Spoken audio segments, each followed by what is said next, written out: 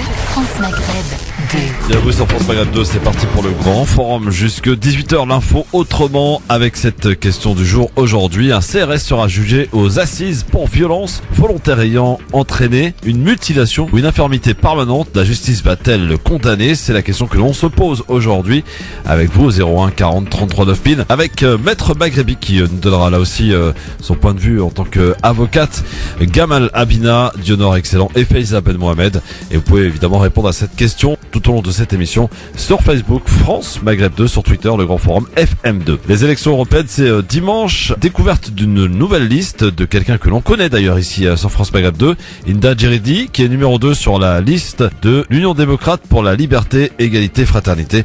Une liste à découvrir tout à l'heure sur France Maghreb 2. Affaire Vincent Lambert, nous ferons un point sur la fin de vie. Une loi suffit-elle? Eh bien, on posera la question tout à l'heure à quelqu'un qui connaît bien le sujet. Maître Besma Maghrebi, nous profiterons de sa présence. Et puis, bien entendu, le quiz du LGF tout à l'heure pour définir celui qui obtiendra le trophée de la Ligue des Champions du LGF en ce mercredi. La blessure étant irréversible, ça méritait un renvoi devant la cour d'assises. C'est très rare en tout cas. C'est assez rare, oui. Oui, Est-ce que c'est déjà arrivé? Un CRS poursuivi aux assises. Alors oui, c'est déjà arrivé. Maintenant, là comme ça, je pourrais pas trop donner exactement des cas concrets, mais oui, en effet, c'est déjà arrivé. De toute façon, c'est prévu par les textes. Après, est-ce qu'il sera condamné sincèrement? Avant d'être un CRS, c'est aussi une personne qui doit répondre de ses actes. Et dès lors que si tu veux, dès lors que au niveau de la qualification juridique, on a une infraction pénale qui prévoit un renvoi aux assises, il part aux assises. Il n'y a pas de souci du fait que ce soit un CRS. Non, mais c'est la condamnation. Mais il y a déjà une affaire comme celle-là qui a eu lieu précisément dans les années 80 avec un CRS. Il y a eu un meurtre d'un arabe et en plus c'était à l'époque Gilbert Collard qui avait défendu. Alors là, tu parles de mon oncle Gamal. Ah non, c'est ton oncle. C'est un dossier que je connais très bien. Si, c'est son oncle. Ah, c'est chaud. Ah ouais. Oui, c'est mon oncle, oui, c'est le frère de mon père. Alors il a été abattu par un CRS Absolument. Le 18 octobre 80. Et Gilbert Collard, qui était l'avocat donc de mes grands-parents, a conseillé à mes grands-parents de se contenter d'un renvoi devant la correctionnelle. Parce qu'il considérait qu'il y avait plus de chances d'avoir une condamnation. Sauf que pour nous, famille, pour mes grands-parents en l'occurrence, ça revêtait un caractère symbolique que de voir le meurtrier de leur enfant comparaître devant une cour d'assises. Du coup, ils ont préféré prendre le risque d'avoir une condamnation qui est très faible. Et il me semble même d'ailleurs que, oui, effectivement, il y a des CRS qui sont renvoyés devant la cour d'assises, mais je crois même que c'est le dernier cas pour un CRS. Hein. C'est ça, et malheureusement, voilà, ils ont suivi leur instinct et finalement, en 1987, la Cour d'appel d'Aix-en-Provence condamne le CRS à 10 mois de prison, dont 6 avec sursis. Donc c'était 4 mois de prison ferme qu'il avait déjà effectué en préventive. Il a été amnistié par François Mitterrand un petit peu plus tard en 88 avec la présidentielle qui a suivi. Et ce brave monsieur, il coule des jours heureux à Marseille depuis ces années, malgré le fait qu'il ait enlevé la vie d'un innocent, d'un jeune de 17 ans comme ça. C'est ça, c'est incroyable. Qui était ton oncle, voilà. Oui, absolument. Alors, Dionor, sur la police évidemment, qui sont très peu inquiétés, on peut le dire. Hein. On l'a vu d'ailleurs au travers des manifestations des Gilets jaunes. Il y a eu beaucoup de violence, beaucoup de gens éborgnés, beaucoup de mains arrachées et beaucoup d'enquêtes qui, pour l'heure, restent sans réponse, sans finalité finalement. Est-ce que vous avez eu l'objet ou l'écho d'une quelconque enquête qui a été jusqu'au bout? Pas moi. Peut-être que je suis passé au travers, mais en tout cas ça pose problème quand même. Ce comportement de cette police qui depuis des années se comporte comme des cow-boys, ça commence à suffire quoi. Oui, et puis bon, je vais revenir sur cette affaire. D'ailleurs, l'article du journal Le Monde résume très bien cette affaire. Oui. Et pour répondre à ce que tu disais, oui, on a eu pas mal d'affaires en 2005. On se souvient à Clichy-sous-Bois. Oui, bien sûr. Jeunes qui se sont retrouvés il y a des bonards qui ont été acquittés. Ils n'avaient rien fait, mais vraiment strictement rien fait. Et les policiers ont été acquittés. Si, ils avaient peur des policiers et ils sont partis se cacher. Sans assistance à personne âgée, on a suivi la suite de l'affaire. 2007, il y a eu aussi à Villers-le-Bel les 2 jeunes aussi qui étaient poursuivis, oui, disons-le clairement, par les forces de l'ordre, qui les ont percutés. Ils sont morts tous les deux, pareil. Il y a des enquêtes qui sont encore en cours. L'histoire d'Adama Traoré encore. Oui, en 2016. On a vu des contre-enquêtes et qui révèlent une certaine forme de responsabilité en tout cas des forces de l'ordre. Mais pour revenir à cette affaire, en fait, moi, cette affaire m'a soulevé 3 grandes questions sur lesquelles il convient justement de prendre position. Donc déjà, les grenades de désencerclement dit le GMD, bon c'est marrant, c'est un acronyme mais qui fait mal quand même, donc doivent être interdits. Surtout qu'on les reçoit et même qu'on est dans la zone d'impact, parce que des fois on le reçoit pas directement, mais le fait d'être dans la zone d'impact, ça peut avoir des répercussions assez graves. Donc ce fameux GMD ne répond pas aux exigences, souvent des violences proportionnées dans le cadre justement du maintien de l'ordre. Donc on peut reconnaître que oui, c'est une arme qui mutile, hein, on l'a vu. Donc même le criminologue, même si c'est pas ma tasse de thé, Alain Bauer estime qu'il s'agit d'une arme de guerre. Vous imaginez. Donc la police utilise des armes de guerre pour faire du maintien de l'ordre. Donc là, il y a un problème. Il a eu des deux, je crois. Il a eu la grenade plus le tir de LBD. Tout à fait. Donc moi, je suis sur la position d'une interdiction pure et simple. D'ailleurs, cette position est défendue par Amnesty International, par des personnalités politiques de gauche et d'extrême gauche. On voit à droite aussi certains sont contre l'utilisation de ces armes de guerre, disons-le ainsi. Donc il y a aussi la question de dans quelles conditions peut-on utiliser ces armes. Il y a une réglementation qui est assez claire là-dessus. Bon, je n'ai pas eu le temps de tout lire, mais il y a la question de qui peut l'utiliser, dans quelles circonstances et de quelle manière. Donc, oui, manque d'information. Manque d'information, tout à fait. De formation, tout à fait. De formation, et souvent, on se rend compte que, là, rien n'est respecté. Donc, on voit aussi la troisième question qui m'a semblé importante, c'était, quelles sont les sanctions pour les policiers qui n'ont pas respecté justement les règles qui sont en vigueur, parce qu'ils peuvent pas faire ce qu'ils veulent. Et aujourd'hui, et c'est là on parlait de sanctions, il y aura un procès, et n'oublions pas qu'il s'agit comme chef d'accusation violence volontaire. Donc volontairement, cet officier aurait utilisé cet engin. Donc on peut aussi considérer que les policiers aussi doivent être justifiables. Moi je le pense ainsi. Comme tout le monde. C'est même pire d'ailleurs. Parce que ça peut donner, tout à fait, pour avoir un souci aussi de justice, et aussi par souci de justice, et aussi pour éviter toutes ces drames, on peut dire ces drames humains, et d'éviter toutes les dérives, parce qu'on sait très bien que certains policiers, malheureusement, je dis bien certains, se comportent comme des cow-boys. On a vu justement des exemples concrets dans le cadre de la mobilisation des gilets jaunes. Mais c'est très bien. Moi, la France, la France entière voit qu'est-ce que la violence policière qui était jusqu'alors parquée dans les banlieues ou dans les quartiers populaires. Aujourd'hui, c'est la France entière qui voit le comportement de sa police. Tout à fait. Et un dernier mot pour conclure, on peut constater, alors souvent on prend la France comme exemple de pays européens, droits de l'homme, pays qui est en pole position sur des valeurs républicaines, sauf qu'aujourd'hui la France est l'un des seuls pays en Europe à utiliser ces grenades de désencerclement pour du maintien de l'ordre, et aussi les flashballs qui ont fait beaucoup de dégâts, aussi des borgniers, des personnes qui aujourd'hui ont perdu la faculté de leur intégrité physique. Donc moi je suis contre l'utilisation de ces armes, bien sûr. Il faut un maintien de l'ordre proportionné par rapport aux manifestations qui pour l'instant n'ont pas mis la France, on n'est pas dans un état de siège, ce n'est pas une guerre civile, il s'agit simplement d'hommes et de femmes qui manifestent pour avoir plus de justice sociale. Il y a quand même une chose qu'il faut rappeler, parce que les gens oublient toujours. Oui, Gamal. Les deux nations les plus proches en termes de répression policière, c'est évidemment, et c'est pas un hasard, les États-Unis et la France. Pourquoi est-ce que ces deux nations ont le même comportement? C'est parce que leur révolution s'est faite de la même façon à la même époque, et qu'il y a la sacro-sainte peur du gendarme. C'est-à-dire qu'on a dû asseoir la République par la force des baïonnettes, par la force des armes, par la force de la répression. Aujourd'hui, la police est clairement, on le dit pas comme ça, non pas des forces de maintien de l'ordre, ni des gardiens de la paix, c'est bien le bras armé de l'État pour imposer à la population, si cette dernière n'est pas d'accord avec les lois qui lui sont imposées, pour imposer le droit par la force. Et on parle de violence légitime, ce qui est grave d'ailleurs comme terme, parce qu'il n'y a aucune légitimité à la violence d'État. Alors il y a eu encore un souci dernièrement, je crois, dans un quartier de Levallois-Perret. Il y a un gars qui a fait des convulsions après un contrôle policier. Bref, Besma Maghrebi, vous qui êtes avocate, vous croisez des clientes qui ont été malmenés par la police? Ça arrive souvent? Ça arrive, oui, assez fréquemment. Oui. Et surtout dans certains commissariats de Paris. C'est-à-dire qu'il y a des commissariats comme ça qui ont cette on va dire qu'il y a des équipes qui sont beaucoup plus houleuses que d'autres. Ouais, d'accord. Par exemple, quand on te dit le nom de l'interlocuteur, tu dis celui-là, oula. Ah bah surtout quand on me dit voilà je suis sur tel commissariat, généralement avant d'arriver je sais si mon client a été malmené ou pas. Après ils ont toujours la possibilité de pouvoir saisir l'IGPN pour déposer plainte contre l'officier ou contre l'équipe qui a. Bah, bidon ou pas bidon, en tout cas, voilà, c'est là et généralement quand un policier est violent, si on n'utilise pas les voies de droit dont on dispose pour pouvoir lui permettre de faire valoir ses droits, le pauvre il a pas grand chose. Hein. C'est parce sa que parole contre la leur. Enfin, exactement. La parole d'un policier vaut beaucoup plus que la parole d'un autre citoyen. Oui, mais aujourd'hui c'est pour ça que l'IGPN est très critiqué parce qu'il s'agit, rappelons-le, d'ailleurs c'est pas des personnes indépendantes. Justement. De la police. Ils sont pas indépendants. Donc la question aussi de entre eux, sont-ils partials ou impartials? Je vous laisse selon les comme les médecins, pareil.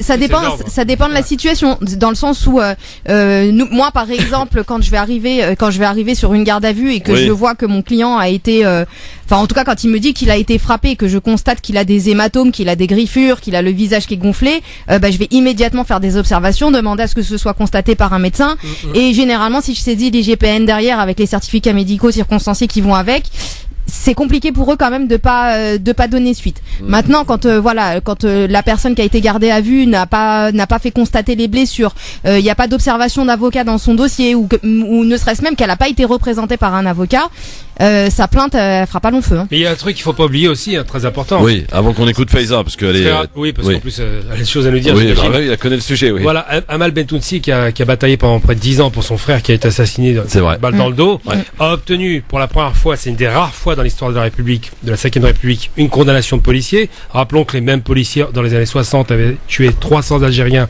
pas un seul n'a été inquiété. Donc c'est quand même une chose. Malek Ousekine avec les voltigeurs. Bref, tout ça c'est une succession de meurtres comme ça qu'on constate. Je parle bien de meurtres, je pèse mes mots, de certains policiers, bien sûr, parce qu'il y a un problème d'impunité et que lorsqu'un policier est condamné, et c'est là où c'est grave, par exemple là, la victoire en demi-teinte qu'a obtenue Amal Bentounsi, c'est quoi? C'est une condamnation d'un policier à la prison avec sursis, petite remise à pied et changement de poste. Voilà ce qu'elle a obtenu. Le maximum, lorsqu'on va en justice, et effectivement on peut aller en justice, c'est que les juges ont tendance malheureusement à toujours donner un semblant au policier au détriment du type qui est en face et qui serait présumé coupable. Faiza Ben Mohamed, on disait, tu connais bien le sujet évidemment, parce qu'on rappelle ton oncle a été assassiné, tué par un CRS à Marseille. C'était il y a quelques années évidemment. 30 ans. Voire un peu plus même. Donc le sujet de la violence policière et du fait surtout que effectivement un policier reste un citoyen comme un autre, il peut péter les plombs, il peut commettre des erreurs, sauf que en matière de réparation, c'est pas la même chose que moi, que vous tous autour de cette table. Si moi je commets un acte comme un policier, moi je prendrais je sais pas combien d'années de prison, est-ce que le policier risque de s'en sortir et d'être acquitté? On l'a vu d'ailleurs avec l'affaire Ziad Ebouna en 2005, Faiza. La plupart du temps, disons que ce qu'invoquent les policiers quand ils sont mis en cause dans des cas de violence ou de crimes policiers, c'est le fait de s'être senti menacé, le fait d'avoir été menacé même. La légitime défense. Oui, c'est ça, la légitime défense, le stress, le fait d'être dans un environnement qu'il considère comme étant hostile, surtout lorsqu'on parle des quartiers populaires. Il faut bien remettre les choses dans leur contexte. C'est vrai que il y a 30 ou 40 ans, comme ça a été le cas pour mes grands-parents, c'est très très difficile d'obtenir la justice parce que il y avait pas les moyens techniques de maintenant, c'est-à-dire les vidéos, les snaps. On voit bien que maintenant il y a quelque chose qui change avec l'air du temps, heureusement. Et c'est pour ça qu'on conseille toujours, nous militants sur les questions des violences policières, quand vous vous promenez dehors et que vous voyez un jeune se faire contrôler par la police, peu importe qu'il ait fait une bêtise, qu'il n'avait pas de casque, on filme. On s'en fiche, il faut filmer. Ils aiment pas ça, mais on filme. Même si ça se passe bien, il faut filmer. Ouais. Oui, ils aiment pas ça.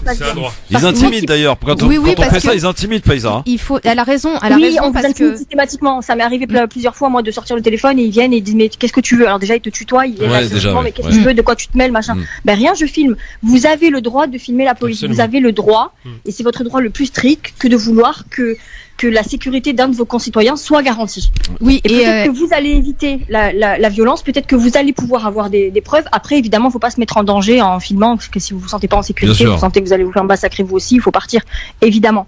mais ça peut sauver et ça peut peser dans la balance, quoi. Besma a raison, Faiza. Oui, alors ça peut peser, ça peut même faire carrément toute la différence. Je vais vous dire pourquoi, tout simplement parce que lorsqu'il y a un problème avec des policiers, ce qui va se passer, c'est que juste après leur intervention, ils sont censés dresser un procès verbal. Ouais. Un procès verbal dans lequel ils vont expliquer les circonstances dans lesquelles ils ont été amenés à intervenir et les raisons pour lesquelles il y a eu ou non violence.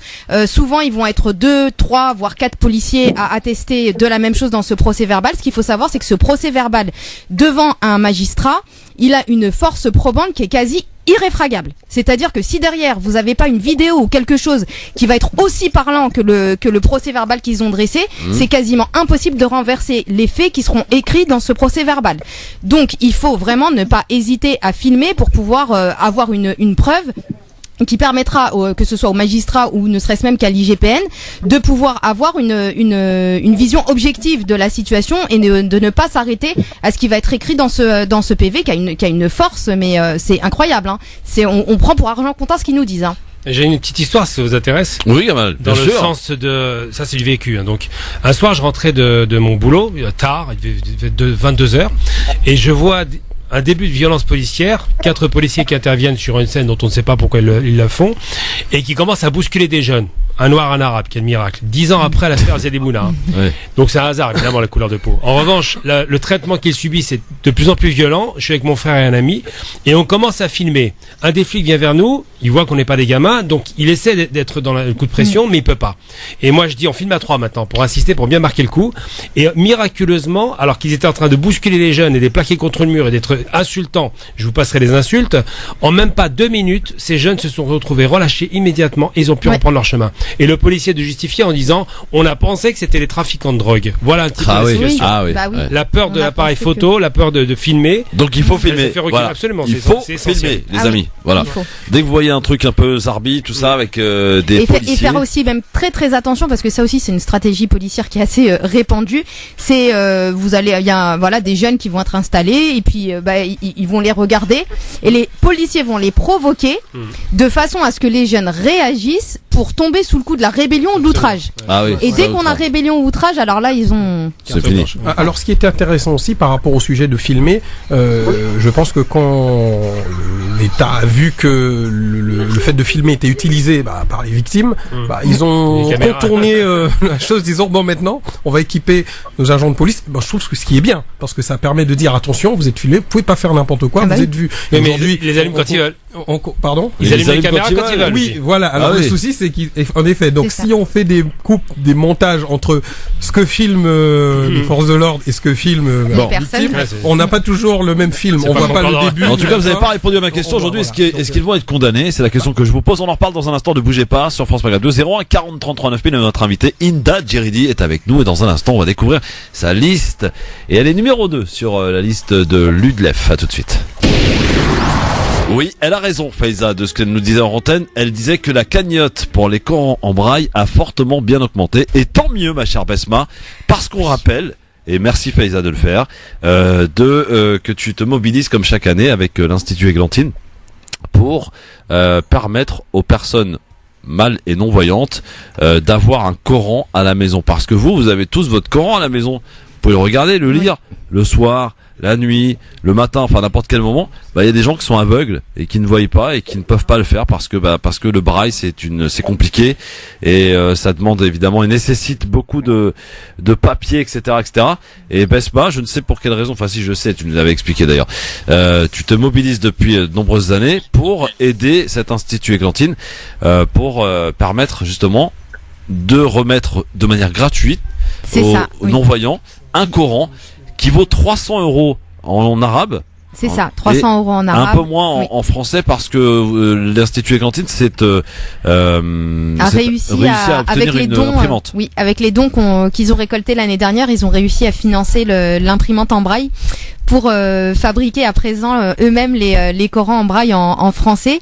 Et mais par contre pour les Corans en arabe, ça reste toujours à 300 € parce qu'il faut continuer de les acheter.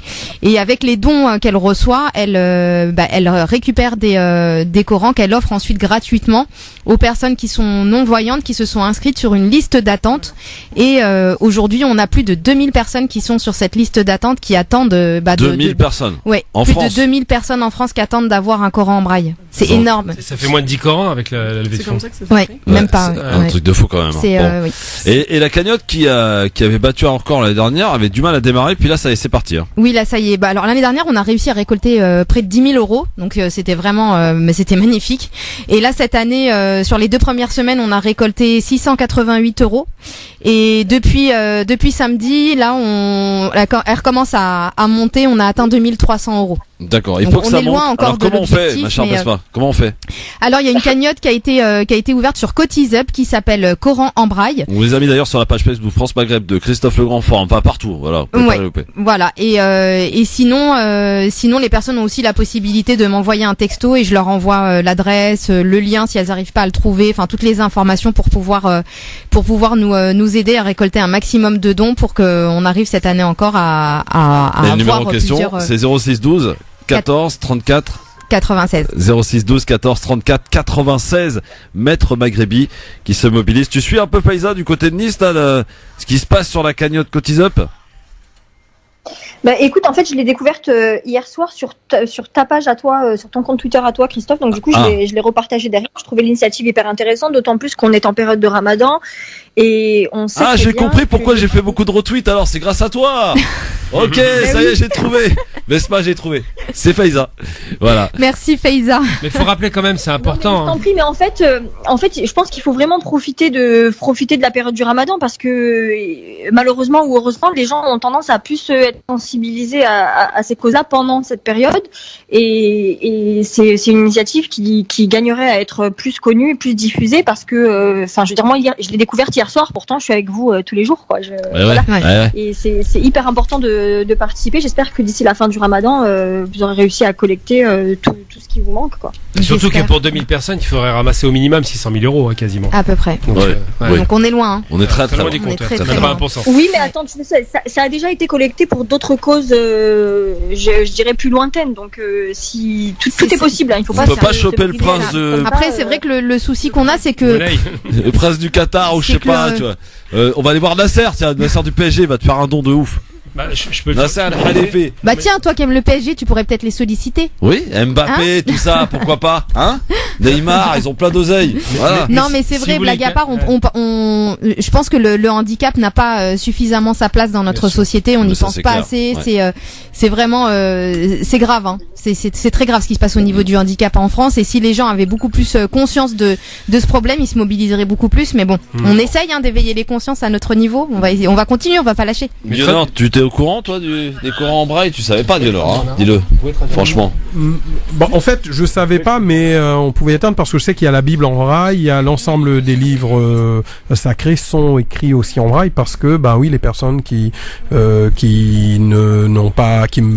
voient pas peuvent aussi avoir accès à de la lecture et c'est utilisé pour tout support de lecture. Donc pourquoi pas, oui, les livres sacrés. Je pense que c'est une très bonne chose. Bah oui. Et évidemment. Et puis quelle belle zakat que de donner la possibilité à des non-voyants de pouvoir avoir la parole de Dieu entre les mains. Dieu dit-il pas Ikra? On peut écrire avec les yeux, lire, et on dit aussi lire avec les doigts pour les non-voyants. Il n'y a pas de raison de. Ça on peut pas dire avec autre chose. Hein. C'est pour ça que c'est intéressant, c'est encore plus fort.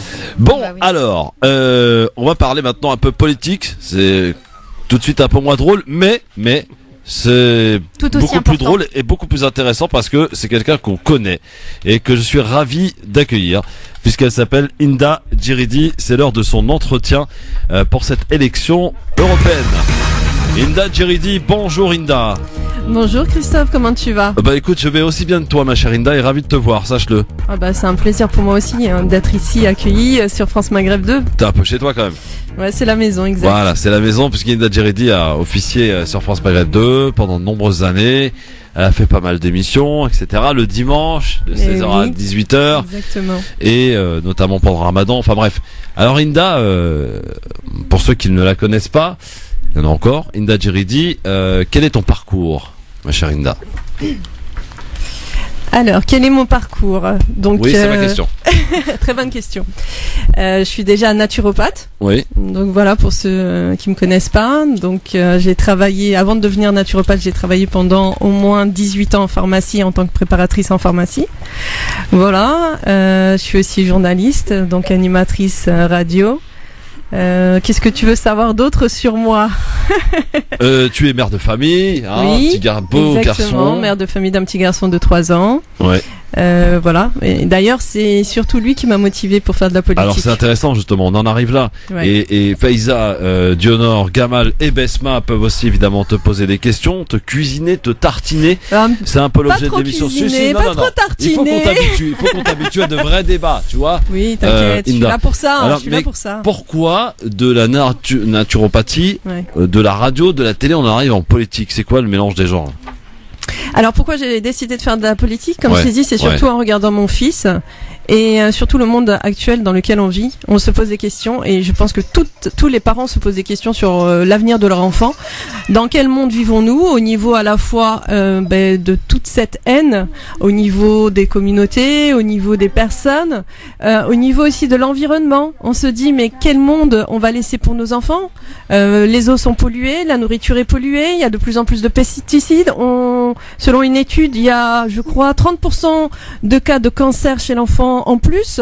C'est énorme. Donc voilà, je suis là, surtout la maman qui œuvre pour l'avenir de son enfant et l'avenir de tous ces enfants qui sont malheureusement à la merci d'adultes qui ne sont pas des adultes. Alors vous pouvez poser vos questions à Hinda Djiridi 01 40 33 9000, allez-y, hein, c'est une future femme politique, elle se présente pour les européennes.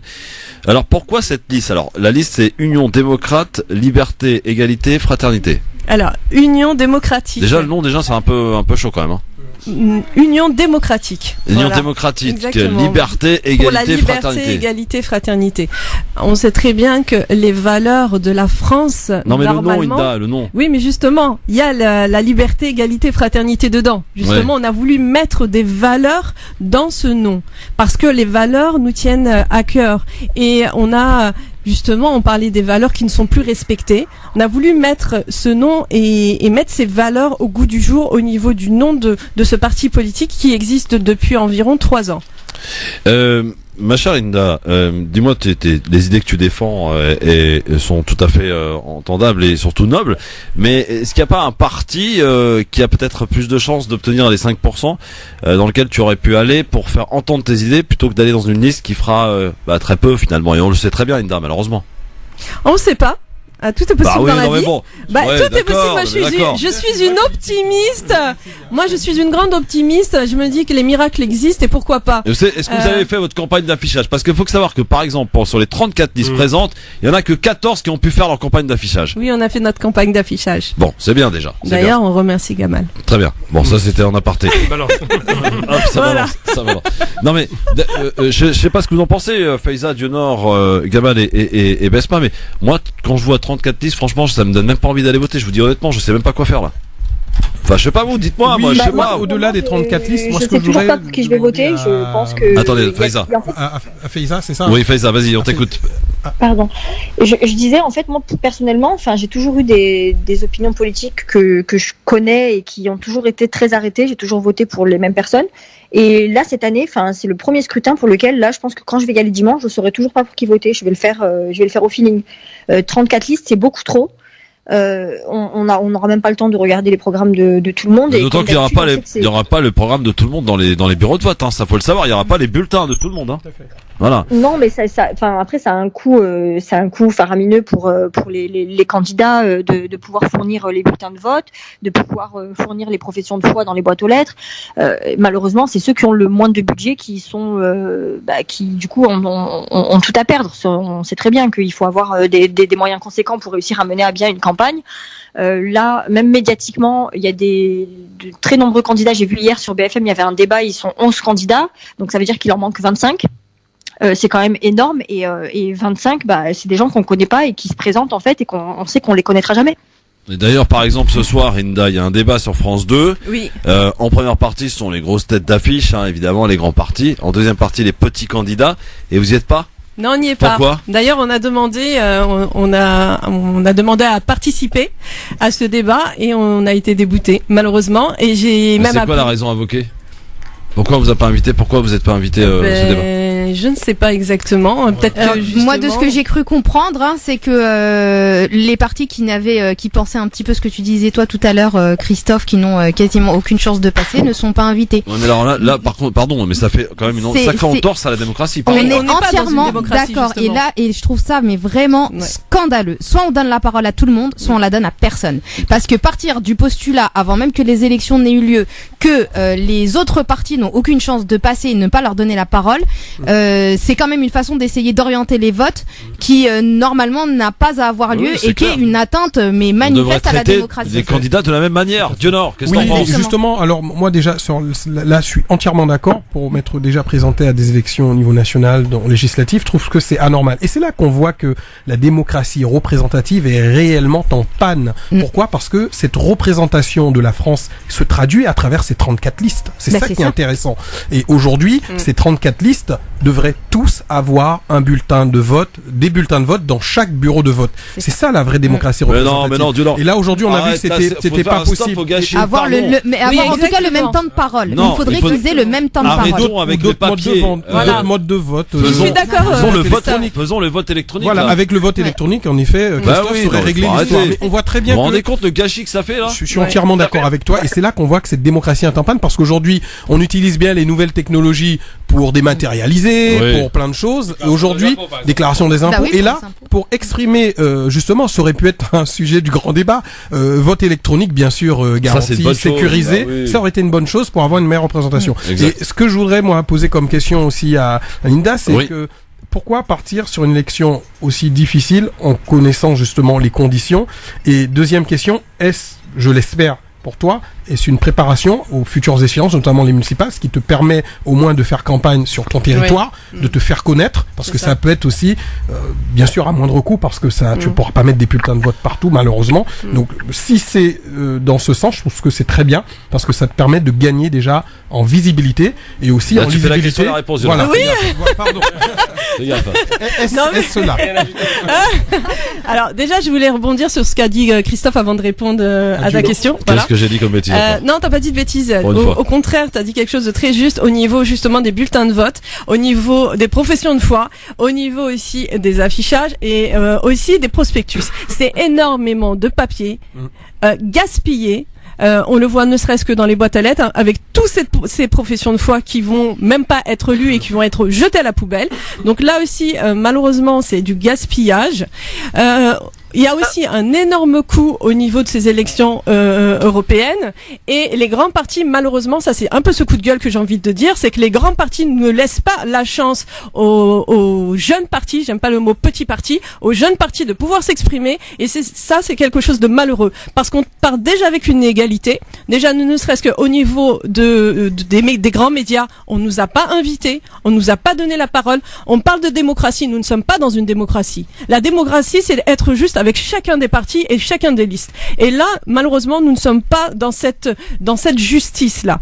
Donc ça, c'est quelque chose aussi qui me tient à cœur que je voulais justement dire à l'antenne sur France Maghreb 2 et j'ai cette chance de pouvoir m'exprimer. Donc on parle d'environnement, on parle d'écologie, on parle justement de la protection des arbres. On sait très bien que notre humanité est en danger. On sait très bien que notre air est pollué. Et qu'est-ce qu'on va faire ? On va abattre des arbres. Ok, c'est du papier recyclé, mais je suis désolée, indirectement, ce sont des arbres. Donc alors, il faut se poser des questions. En Europe, nous sommes dans le gaspillage. Je savais pas que t'étais écolo à ce point-là, ma chère Linda. Oui, mais tu me fais peur. Non, je te fais pas peur. En Europe, nous sommes beaucoup justement. Écologie. Exactement. Voilà. En Europe, nous sommes beaucoup dans le gaspillage. C'est vrai. Dans ce gaspillage-là, au niveau de l'écologie, on le voit. On voit dans d'autres pays qui vont planter des arbres parce qu'ils savent très bien que ce qui va nous permettre de survivre, c'est justement de planter des arbres. Tu sais que Manuel Valls plantait des oliviers à Ivry ? Eh ben, il faut faire pareil. Pour la Palestine, Pour la Palestine, C'était il y a longtemps, hein. Ah ouais, il faut planter des arbres. Donc ça, c'est important, justement, de dire, de mettre en avant ça. Sachant qu'une seule liste, selon un petit calcul approximatif, rien que les professions de foi, c'est 80 000 arbres. Les bulletins de vote, 50 millions fois 2, c'est 100 000 arbres. Ça fait 180 000 arbres par parti. Imaginez-vous, c'est énorme.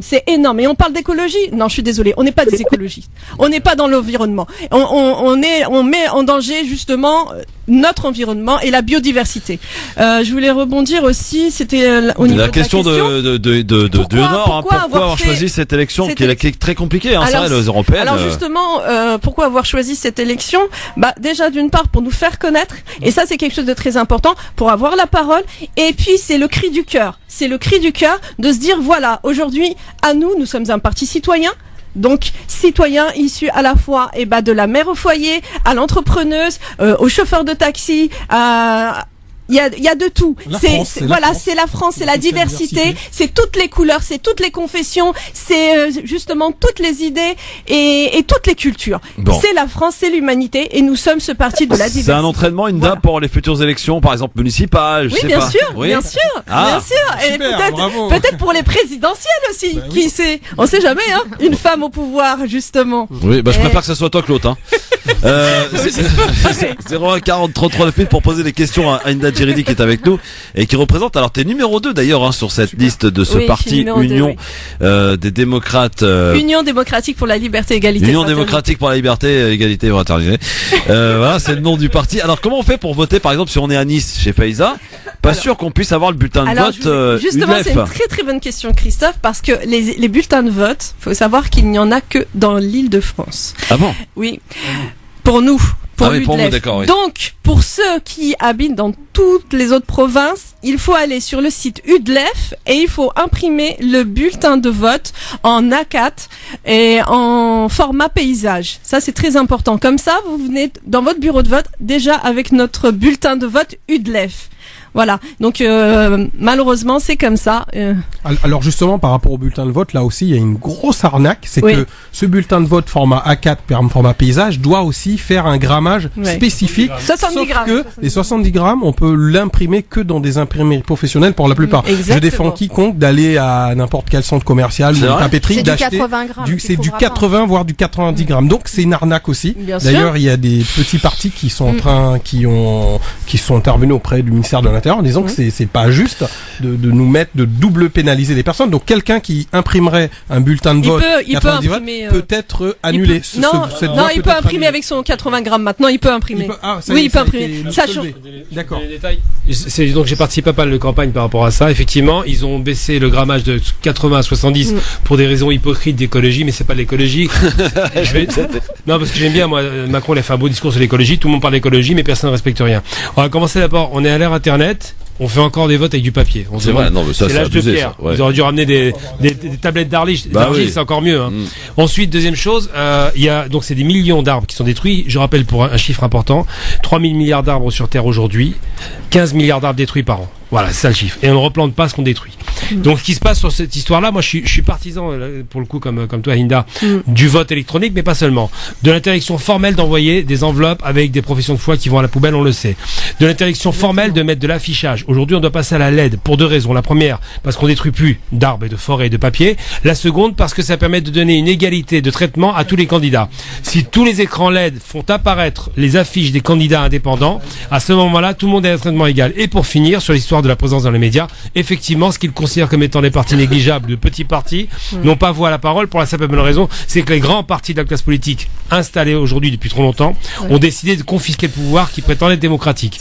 Et pour vous donner un exemple très concret que j'ai eu récemment, on m'a contacté pour un parti, celui de Traoré, comme ça, je crois que c'est Adama Traoré. Ah, Adama Traoré. Oui. Voilà, donc on m'a contacté pour lui faire ses affiches. Il n'avait pas les moyens de les financer malheureusement, et il se trouve qu'hier, il y a une de ses colistières pour être précise, qui m'a contacté et qui a fait référence au fait que le vote de prison est autorisé aujourd'hui, mais que eux n'ont pas pu recevoir, je parle des prisonniers, le bulletin de Traoré qu'ils sentaient le plus représentatif de leurs conditions, puisqu'il défend les questions des prisonniers. Comment ça, les prisonniers ont le droit de voter? Oui, maintenant, oui. Ah bon?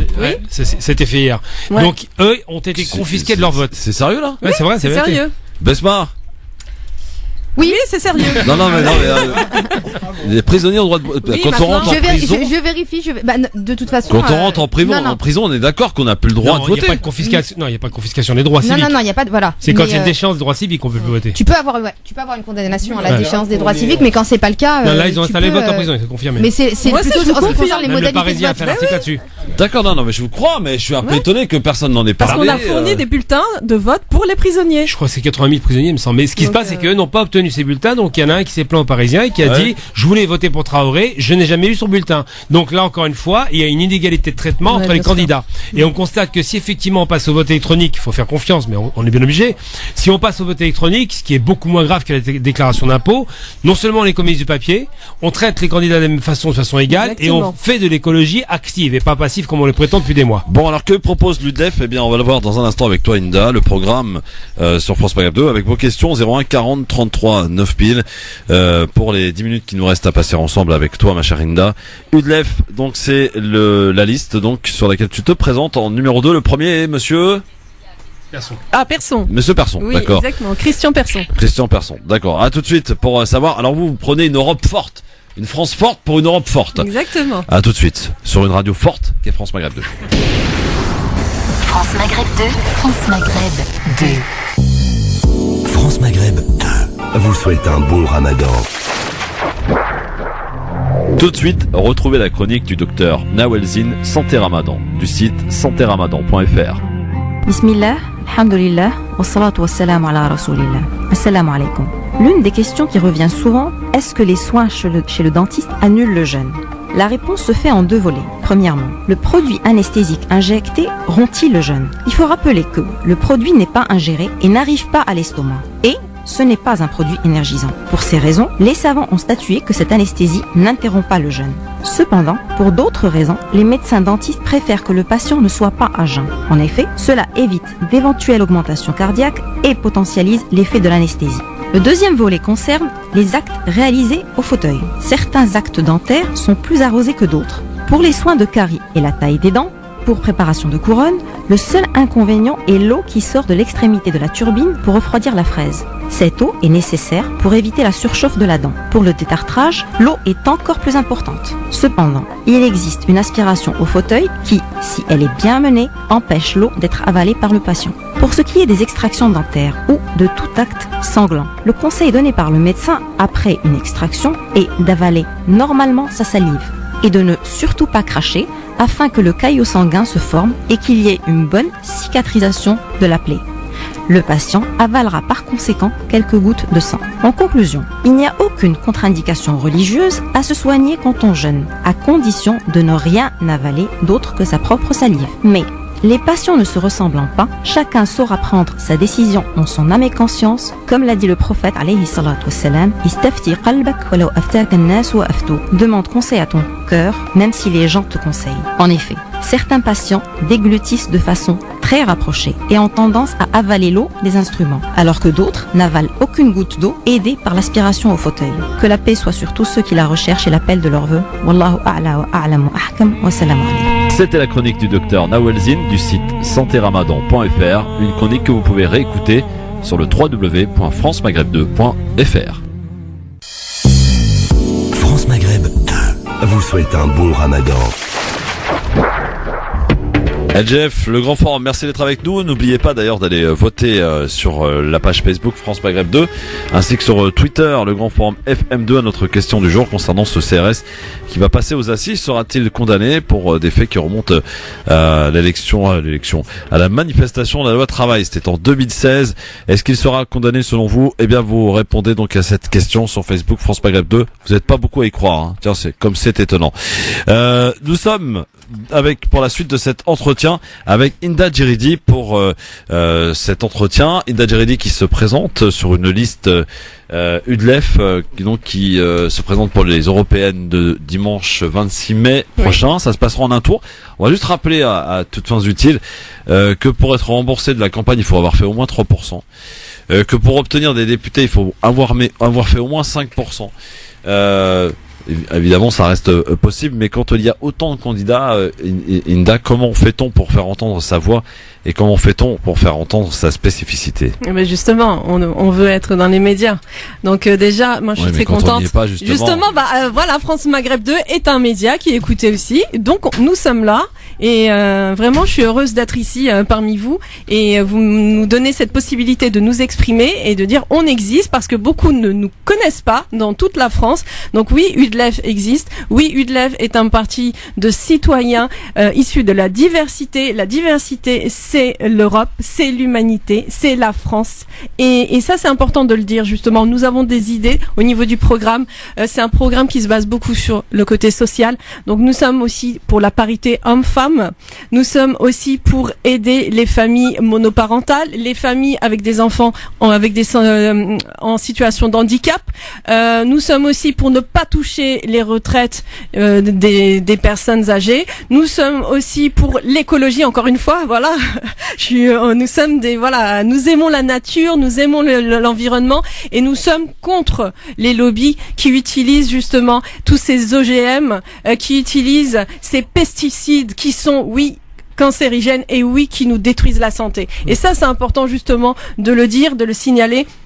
Nous sommes pour plus de justice, nous sommes pour une égalité, nous sommes pour des valeurs, c'est-à-dire nous sommes pour un peuple éduqué. L'éducation est très importante. Malheureusement aujourd'hui, il y a une perte de ces valeurs, il y a une perte d'humanisme et nous voulons humaniser la politique. Aujourd'hui, la politique est à celui qui tape sur l'autre, qui tape sur les communautés et qui sépare les Français et qui sépare les Européens. Et ben nous, notre parti, l'UDLEF, nous voulons rassembler. Et c'est ce qui est important. Il faut arrêter de taper sur le dos des autres. Il est important de se remettre en question et de se dire qu'est-ce qu'on peut faire pour avancer ensemble et faire en sorte que cette Europe soit une Europe forte. On ne pourra pas avoir une Europe forte si il y a des partis qui séparent les citoyens et qui mettent de côté des citoyens ou qui stigmatisent des citoyens. Ça, c'est important de le dire. Vous faites campagne, Inda. Vous faites campagne depuis un petit moment maintenant. Vous allez rencontrer les gens. Que vous disent les gens? Est-ce qu'aujourd'hui, ces gens que l'on entend sont dégoûtés de la politique, sont dégoûtés et pourtant on nous fait croire que dans les sondages que En Marche est toujours en tête alors qu'on a une crise des gilets jaunes, ça fait au moins plus de 8 mois, que le RN qui s'est ridiculisé au débat de l'élection présidentielle quand on voit Marine Le Pen, on a envie de dire mais tout sauf elle, tellement ça apparaît comme une guignole, mais pour l'heure, on nous fait croire, en tout cas, ces sondages sont là pour dire attention, c'est le RN ou en République en Marche, ça va jouer entre ces deux-là. Est-ce que tu ne serais pas d'ailleurs comme Steve Bannon qui nous dit attention, il risque d'y avoir un tremblement de terre dimanche soir avec une énorme surprise à l'issue de cette élection européenne dont on ne connaît pas franchement l'issue. Parce que rappelons que c'est l'une des élections la plus boudée, la plus boycottée, en tout cas celle qui rassemble le moins. L'abstention sera le premier parti dimanche soir, c'est clair. Oui, exactement. Et c'est vrai que quand je vais à la rencontre des gens, et beaucoup de personnes ont perdu espoir en la politique et n'y croient plus. Ils se disent oui, vous êtes des beaux parleurs, vous êtes là en train de nous donner des leçons, alors qu'en fait, en réalité, vous mentez à chaque fois. Et en fait, ce qui est important, c'est que quand je vais parler avec eux et qu'ils apprennent à me connaître aussi et nous connaître, ils voient notre message, ce message qui n'est autre qu'un message de bienveillance, parce que aujourd'hui c'est chacun pour soi, chacun veut justement le pouvoir. Non, le plus important c'est de mettre en avant le peuple qui est en souffrance. La crise des gilets jaunes est une crise réelle de souffrance, d'un peuple qui n'en peut plus justement de toutes ces taxes, de tous ces impôts, de ce pouvoir d'achat qui ne cesse de diminuer. Eh bien aujourd'hui, le peuple il a besoin d'être écouté. Le peuple il est en souffrance. Et c'est aussi à la fois même au niveau de la santé, quand vous voyez qu'on impose aussi je parle de Linky, je le dis bien, le Linky est ce sont des ondes, les compteurs EDF intelligents mais qui émettent de la pollution électromagnétique. Moi je les fais mettre chez moi. Qui font que mais il y a des personnes qui sont hypersensibles et ça leur cause des problèmes de sommeil, ça leur cause des problèmes de dépression, ça leur cause des problèmes au niveau de la santé et donc là aussi il faut se poser des questions. Donc si réellement nous sommes dans une démocratie, Ouais. si réellement nous aimons le peuple et les citoyens pour qui on se bat, pour qui on fait des lois, donc dans ce cas-là, il faut préserver leur santé et il faut préserver leur intégrité, mais surtout ne pas leur imposer des lois ou des lois qui vont aller à l'encontre d'eux-mêmes. Ça, c'est très important. On fait des économies sur la santé, on fait des économies sur l'éducation, et après on nous parle justement de dérive ou alors d'intégrisme ou de ce que vous voulez. Si on veut un peuple fort, il faut un peuple éduqué. Et malheureusement, dans la plupart des partis politiques, les hommes politiques et les femmes politiques, je le dis bien, ne sont pas éduqués. Parce qu'ils pensent à leur intérêt personnel. Aujourd'hui, si nous voulons que l'Europe soit forte, si nous voulons que ce monde change, eh bien, il faut prendre en considération les humains, les citoyens, et leur donner ce qu'ils méritent. Et surtout mettre en avant les valeurs fraternelles et de liberté, égalité, fraternité. Et ça, c'est quelque chose d'important qui sont malheureusement oubliés. Le peuple est oublié, le peuple est bafoué, notre humanité est bafouée, la biodiversité est bafouée. Et je le dis encore, je n'ai pas eu la possibilité de parler sur France 2, mais si j'avais eu la possibilité de parler sur France 2, je vous dirais à tous ces politiciens, vous voulez faire de la politique, alors soyez dans la bienveillance, soyez dans l'amour, et soyez dans la justice, et soyez honnête envers vous-même et envers ce peuple. Ça résonne pas trop, ça, Inda. Oui, justice, ça ne amour, résonne pas tout trop. Ça, avec comme politique. Ça ne résonne pas trop, mais le peuple, là, il est en souffrance. Le peuple, il parle, le peuple en a marre, et nous sommes dans une évolution. Il a qu'à s'exprimer dimanche. Eh bien, Le justement, exprimez-vous, UDLEF pour la diversité, et surtout, c'est un parti laïque qui respecte chaque individu dans son intégrité. Et ça, c'est quelque chose d'important. Bon, Voilà. question de l'équipe du LGF. Maintenant, on va commencer par, Dionor, une question à Inda. Moi, ce serait une question, mais juste avant la question, je salue quand même ta pugnacité et j'espère en tout cas que c'est un vrai début pour toi, parce qu'on a besoin de personnes qui parlent avec leur cœur, qui parlent avec leur sincérité, qui ne sont pas dans des calculs politiciennes, combien de voix je ferai pas. C'est intéressant. Combien tu comptes faire, Inda? Vous comptez, non mais sincèrement, comptez combien? Je ne peux pas te dire.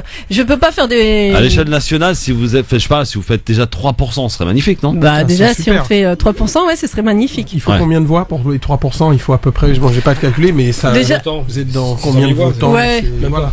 Ouais, ça... Il faudrait, peut-être 500 000 voix. Il y en a plein qui vont se casser la figure quand même. 34 listes. C'est énorme. Ouais. C'est énorme. Alors, oui, Dionor, pardon. Oui, et justement, bon, ça, c'est très intéressant. Et la question que je voudrais, dernière question, c'est, une fois que tu auras terminé cette élection européenne, quel serait ton agenda politique concret, répondre à cette question? Déjà, cette élection, c'est un premier pas vers les municipales, comme on a dit. Donc, on souhaite vraiment qu'il y ait énormément de maires de l'UDLEF, un peu partout. Et puis après on verra. On peut pas savoir de quoi est fait demain. Est-ce qu'il y a un rapprochement possible avec un autre parti politique? Pourquoi pas? Moi je suis très, on est très dans le parti, très dans l'environnement, l'éco, tout ce qui est écolo. Les écolos par exemple. Voilà. Mais après. L'Europe Écologie Les Verts. Tout ce qui est écolo, ouais. Tout ce qui est préservation de la biodiversité, de la nature, des animaux aussi. Hein. J'ai vu qu'il y avait un parti justement animaliste. Les animaux font partie aussi de. C'est pas Brigitte Bardot qui en est à la tête, non? Je ne sais pas, mais en fait, les animaux aussi doivent être respectés. Et ça, c'est important aussi, parce qu'on voit de plus en plus. Parlant d'animaux. Pardon. Excusez-moi, je me suis un peu emporté là. Non, mais on voit aussi de plus en plus de torture des animaux. Et ça, c'est quelque chose aussi qui est inadmissible de torturer des animaux, inadmissible de voir toute cette biodiversité mourir. Et là, on se pose des questions, on se dit, mais est-ce qu'ils ont compris, tous ces industriels, tous ces lobbies, qu'ils sont en train de tuer l'humanité et eux par la même occasion? Question de Besma Maghrebi. Alors moi je suis désolée mais je vais pas avoir de questions Christophe. Ce que j'aimerais dire, c'est que le parti, moi mon ressenti pour connaître un petit peu Inda, il correspond parfaitement à ce qu'elle est. Et ce qui est beau dans son intervention et dans tout ce qu'elle dit, c'est que ça correspond exactement à ce qu'elle est. Elle est fidèle à elle-même. Ce parti est fidèle à elle. Inda, comme elle a dit tout à l'heure en se présentant, elle est naturopathe. Elle est pour la nature et pour vraiment tout ce qui est le bien-être. Et ce parti correspond exactement effectivement à ça, puisqu'il prône les valeurs comme tu disais, d'égalité, fraternité, mais aussi d'écolo. C'est elle, pour moi c'est elle. Donc j'ai une question pour toi. Oui. Besma, est-ce que pourquoi pas l'UDLEF pourrait s'occuper de défendre les professions libérales? Ah bah pourquoi pas. Hein, des promesses d'ailleurs qui ont été jamais qui ont été prononcées par Macron. En fait là, c'est ça. Ah, ils ont été tenus par Macron. Ah, ils n'ont jamais été appliqués jusqu'alors. Non, bien au contraire. Comment ça, bien au contraire? Détrompe-toi. En ce qui concerne la justice, il y a beaucoup de mesures qu'il avait prévues. Non, je parle des professions libérales. Oui, pour les professions libérales justement qu'il est en train de mettre en place.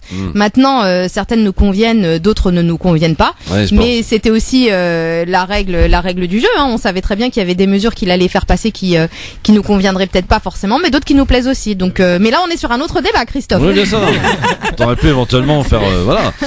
Bon. Tu pensais peut-être que j'allais retourner ma veste et dire oui, non, ça y est, c'est fini Macron. Maintenant, c'est à fond Hinda Djeridi. Oui, je suis à fond avec Hinda Djeridi pour les européennes. Je n'ai pas peur de le dire. Bon, très bien. Faiza, une question ou pas à Nice là-bas? Est-ce que l'UDLEF, on entend parler? Pas du tout, pas encore. Non, pas du tout. Mais après, il y a pas que moi, quand je vais récupérer mes enfants à l'école, il y a les panneaux qui ont déjà été installés. Je crois qu'il y a vraiment que les gros partis qui ont déjà leurs affiches qui sont posées et on est loin d'avoir les 34. 14 sur 34 pour l'heure. Mais après, il y a beaucoup de partis qui procèdent de la même manière avec les bulletins à imprimer. Et j'ai bien peur que malheureusement, ça réduise encore plus le nombre de votants, d'avoir ces espèces de démarches à faire, d'aller imprimer, d'aller mettre ça dans son sac, de venir avec c'est clair. Dans les urnes. Franchement, ça, c'est quelque chose qui va vite nous saouler, nous électeurs. Et du coup, moi, franchement, si c'est comme ça, je vote pas pour les petits partis. En fait, s'il faut que ça me fasse chier d'aller imprimer des trucs et de venir avec, je vais pas le faire. En fait. C'est ça, mais oui, non, mais ça c'est clair. Malheureusement, ce qu'elle dit aujourd'hui, Faiza, à travers de ça, c'est que beaucoup de gens vont se décourager. Ouais. Déjà, franchement, que c'est pas une élection qui suscite beaucoup d'intérêt, les européennes, faut le dire franchement. Mais si en plus il faut imprimer son truc pour aller voter, il faut vraiment y croire. Il faut vraiment qu'on aime Hinda. Mais on aime Hinda. Mais vous m'aimez quand même. Bien sûr. Dionor, on va dire au revoir à Dionor qui doit nous quitter malheureusement parce qu'il a pris par des impératifs. Donc Dionor, merci beaucoup en tout cas d'être venu une nouvelle fois. Mon cher Dionor, et à très bientôt sur France Maghreb 2. Merci beaucoup Christian pour cette invitation et puis sans doute à la semaine prochaine. Ah bah évidemment, on aura l'occasion. Mais je suis chez moi, ça y est, voilà. J'ai signé mon bail. Ça y est. Voilà. Et je suis bien ici. La dernière question, merci Dionor, à la semaine prochaine. Merci beaucoup les amis. La dernière question de Gamal Abina pour Hinda Djeridi, que tu connais un peu. C'est deux choses, c'est pas une question, c'est plutôt des remarques. Oui. D'abord, la première chose, il faut quand même leur rendre hommage. J'ai fait leur campagne en ce qui concerne les impressions et ils ont refusé d'imprimer, parce que c'est pas les papiers recyclés, ils ont refusé d'imprimer leur profession de foi. Ah oui. 5 millions quand même, hein, c'est pas rien. Donc rien que pour ça, je leur rends hommage parce que ça va leur coûter en termes d'élection, en termes d'électeurs, en termes de transmission du message, donc le support internet. Mais toi, ça te fait du boulot en moins, toi. Et moi, ça me dérange pas à la limite, parce que j'ai un petit peu de mal avec la destruction des arbres. Et le second aspect, il faut rappeler qui sont les deux leaders du mouvement, puisqu'il y a du monde derrière. Ils sont 79 en tout, mais les deux principales personnes, c'est donc Hinda, que nous connaissons maintenant, et c'est Christian Persson. Christian Persson, c'est pas un personnage c'est pas un personnage commun, on dira. C'est un ancien chômeur qui a monté une société puis des structures multiples, qui aujourd'hui fait 8 millions de chiffre d'affaires et qui peut en remontrer sur pas mal de personnes. C'est une sorte de gilet jaune qui a réussi, quoi. Ouais. Et de ce point de vue-là, je trouve que le personnage est intéressant parce que, précisément, il donne un peu l'espoir de personnes qui étaient dans le désespoir, qui a une possibilité de réussir si on se bat et si on y croit jusqu'au bout, sachant les difficultés qu'un chef d'entreprise peut rencontrer pour monter une structure. Donc là-dessus, je pense que son expertise sera intéressante à entendre. Puis Hinda, on la connaît pour son humanisme et pour son amour de la planète, évidemment. Donc ce genre de mélange un petit peu étonnant et qui converge finalement peut et doit être entendu. Maintenant, concernant effectivement la question de l'impression on vient d'en parler, de l'impression pas des professions de foi, mais des bulletins, évidemment que ça va être catastrophique pour les partis qui s'appuient dessus, parce qu'il y a quand même, il faut revoir la démarche. Il faut avoir un ordinateur, il faut avoir une imprimante, il faut avoir les cartouches, il faut avoir la démarche, il faut trouver le site, il faut trouver le lieu où on imprime. Tout le monde n'est pas à l'aise avec ça et c'est très décourageant. Faut pas oublier d'y aller le jour du vote avec son petit papier dans la poche. Donc je pense qu'effectivement tous les petits partis. C'est pour ça que le vote électronique, ça réparerait tout ça. Ce serait égalitaire. Et je pense que les municipales mériteraient d'être réformées de ce point de vue-là. Ouais, voilà. Voilà, on vient de proposer quelque chose de très concret ici sur France Maghreb 2 aujourd'hui. Le vote électronique. Franchement, il n'y a pas mieux. Je crois que c'est pratiqué dans pas mal de pays maintenant, aux États-Unis, dans quelques pays, ça marche très bien. Voilà. Ah oui. Pas de problème. C'est pas la première fois aux États-Unis avec Bush, mais bon, ça marche. Oui, c'était autre chose, ça. En tout cas, on te souhaite bonne chance, ma chère Inda. Reste avec nous, parce que j'ai envie que tu nous donnes ton avis sur cette affaire dont on parle beaucoup en ce moment. Ça fait un petit moment qu'on en parle, mais parce qu'il y a un rebondissement judiciaire, l'affaire Vincent Lambert, avec donc les derniers changements de cette affaire et cette donc reprise du traitement qui maintient en vie Vincent Lambert. Ça fait 11 ans que ça dure en fait, suite à un accident de voiture. Il est dans un coma. C'est apparemment irréversible. Son épouse est pour justement est-ce qu'on puisse arrêter le traitement et qu'il puisse s'éteindre doucement. C'était selon elle son vœu. Ses parents sont tout à l'inverse. Eux sont pour la continuité de ce traitement. Alors certains nous disaient hier, et j'ai vérifié effectivement, ils font partie d'une certaine secte, d'un certain parti religieux un peu sectaire, pour certains en tout cas. Mais c'est vrai que la religion rentre en cause parce que parmi les trois religions, d'aucune sont pour l'arrêt de la fin de vie, parce qu'on doit, tant qu'il y a de l'espoir, il y a de la vie, quoi. C'est ça. Si j'ai bien compris en tout cas les messages religieux. Donc si vous voulez, aujourd'hui on se retrouve face à cette opposition, et au milieu de tout cela, Vincent Lambert, qui a priori a versé quelques larmes lundi soir. Qu'est-ce que ça... Moi, j'avoue que je suis assez perdu vis-à-vis de cette affaire. Besma, je sais que tu connais bien ce sujet. La fin de vie, la loi Leonetti ne suffit-elle pas ? Alors en fait, ce qui se passe, c'est que là, plus que le traitement, ce qui se passe en ce qui concerne Vincent Lambert, c'est de savoir si on arrête l'alimentation. Oui. Parce que au niveau de la loi Leonetti, ce qu'il faut savoir, c'est que ce qu'on appelle plus communément l'euthanasie en France est interdit. Oui. La loi ne permet pas d'euthanasier une personne, c'est-à-dire d'avoir un acte médical actif qui va venir mettre fin à la vie d'une personne. Ça, c'est interdit. D'accord. La loi ne le permet pas. Même si, et il y en a beaucoup qui le disent, c'est une hypocrisie, parce que dans le monde médical, on sait très bien que l'augmentation de la dose de morphine ou d'un autre produit médical peut conduire au décès dans les heures qui suivent. Donc, en tout cas, juridiquement, l'euthanasie active est interdit. Par contre, on a au niveau de la loi Leonetti, elle a permis ce qu'ils appellent l'euthanasie passif, dans le sens où dans certaines situations, on va pouvoir arrêter l'alimentation. On arrête les soins et on arrête l'alimentation lorsqu'on considère que la personne est en fin de vie, c'est-à-dire qu'elle est sur le point de mourir. Et là, en diminuant l'alimentation, on va permettre en fait de mettre en place ce qu'on appelle une sédation profonde et continue et accompagner la personne jusqu'à ce qu'elle s'éteigne. Ça, c'est ce qui est prévu par la loi Leonetti. Et ce qui se passe avec Vincent Lambert, c'est que lui, en réalité, est-ce qu'il est en fin de vie ? Est-ce qu'il est sur le point de mourir ? A priori, oui.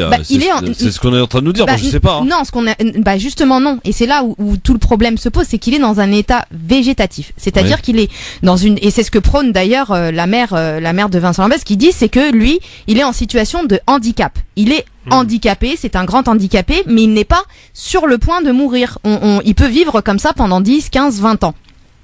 Et donc du coup, juridiquement, le problème qui se pose, c'est est-ce qu'on est ou non dans une situation de fin de vie qui va justifier l'application de la loi Leonetti dans sa partie 2, à savoir mettre en place l'euthanasie passive, ou est-ce que il n'est pas du tout en fin de vie? Et dans ce cas-là, moi je dirais que même juridiquement, la loi Leonetti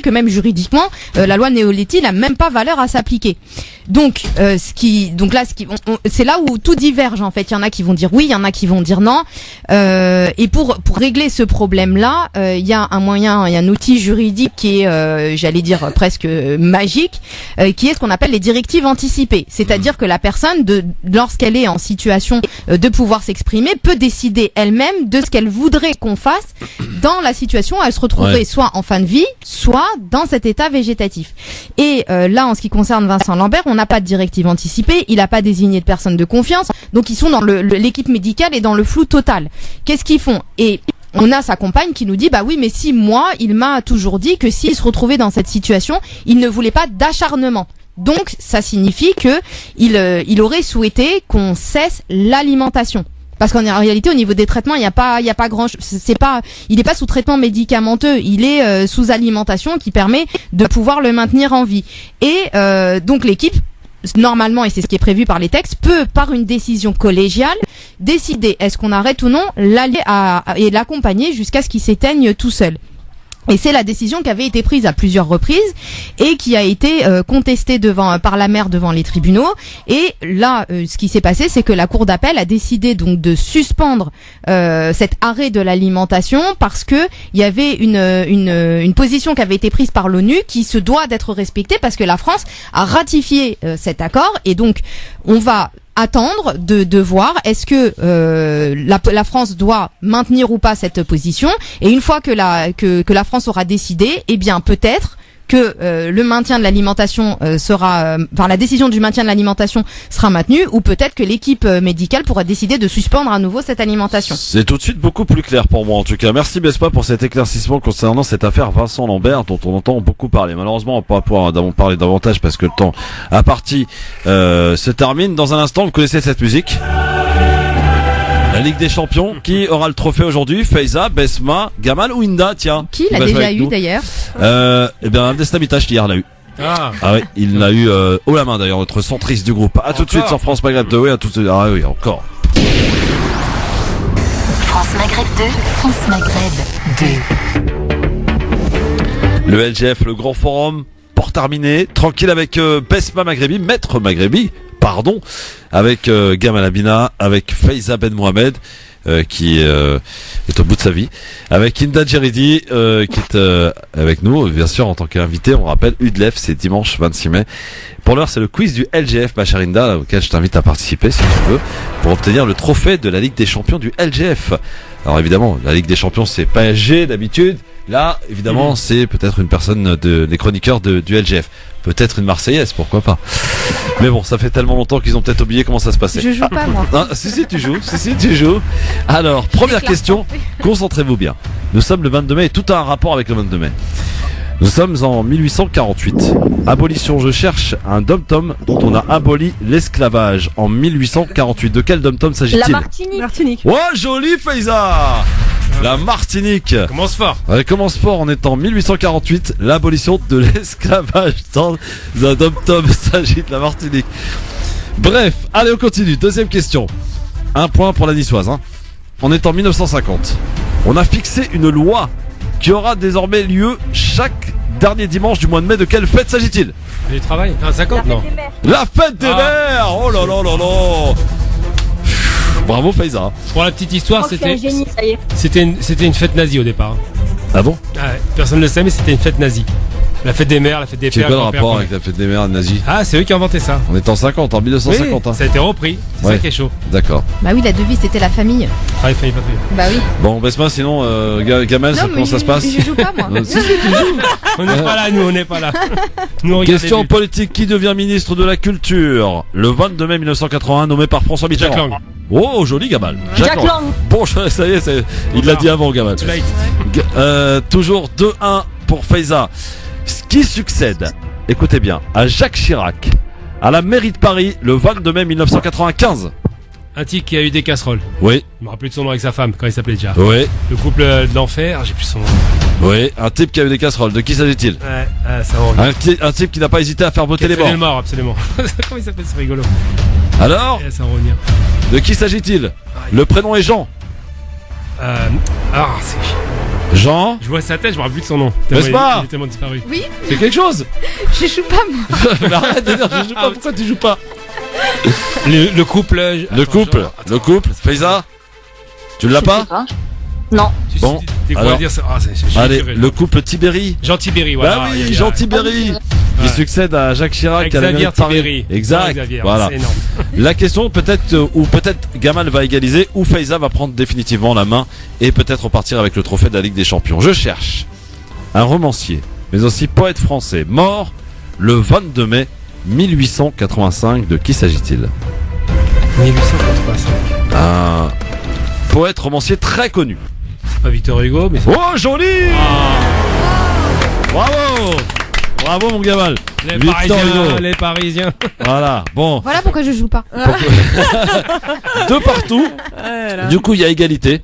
Et j'ai pas d'autres questions. Du coup, le trophée, ça sera pour la prochaine fois. Mais comme Gamal est évidemment galant, il le remet bien volontiers à Faiza Ben Mohamed. Voilà. Merci mon Gamal. Je savais que t'étais galant. C'est normal. Bon, et bien voilà, ainsi que c'est terminé cette émission. Pourquoi t'as pas joué, Besma? Qu'est-ce qui se passe? Je peux pas jouer contre un Parisien. Il y a pas de Parisien dans l'équipe là. Non. Il y a pas de Parisien. C'est celui qui pose des questions, le Parisien. Le reste, il y a pas de Parisien.